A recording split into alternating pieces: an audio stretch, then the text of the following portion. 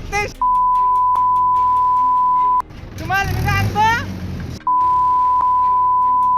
वाळू माफिया येतो, पोलिसांना शिव्या देतो आणि त्यांच्या अंगावर थेट ट्रॅक्टर घालण्याचा प्रयत्न करतो आणि पोलीस मुकाट्यानं निघून जातात।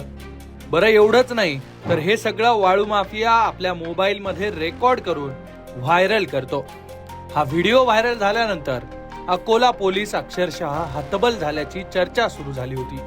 पण त्यानंतर आता पोलिसांनी जे केलंय त्यामुळे वाळू माफियांची मस्ती पुरती उतरवल्याचं दिसतंय।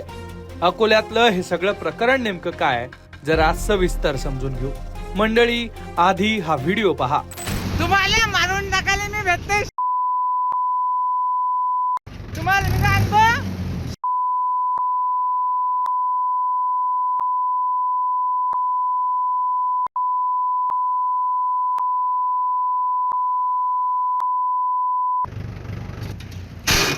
तुले उडवताना बे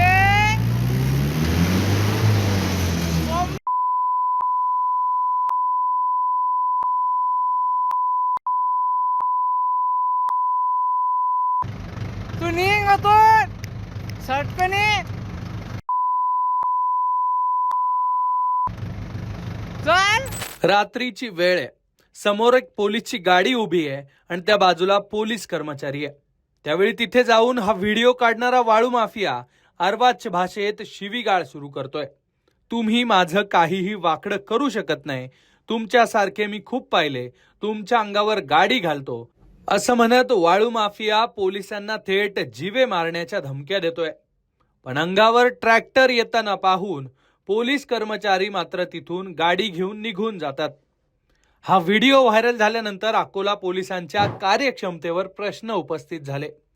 पोलिसांमध्येच वाळू माफियांची दहशत असल्याचं म्हटलं गेलं। पण हे प्रकरण इथेच संपलं नाही। आता दुसरा व्हिडिओ पहा।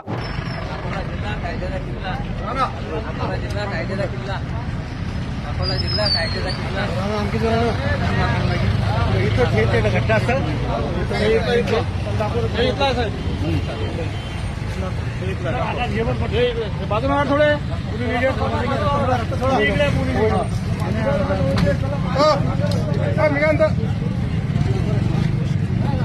हातात बेड्या, त्याला मोठा दोरखंड आणि पोलिसांच्या गराड्यात असलेला हा तोच वाळू माफिया आहे।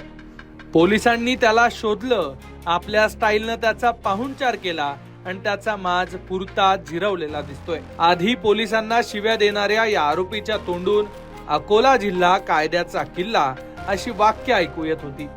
पोलिसांनी या आरोपीला त्याच ठिकाणी घेऊन जात त्याची धिंड काढली आणि त्याचा माज उतरवलाय। आता पोलिसांनी धिंड काढल्याचा हा दुसरा व्हिडिओ सुद्धा तेवढाच व्हायरल होतोय।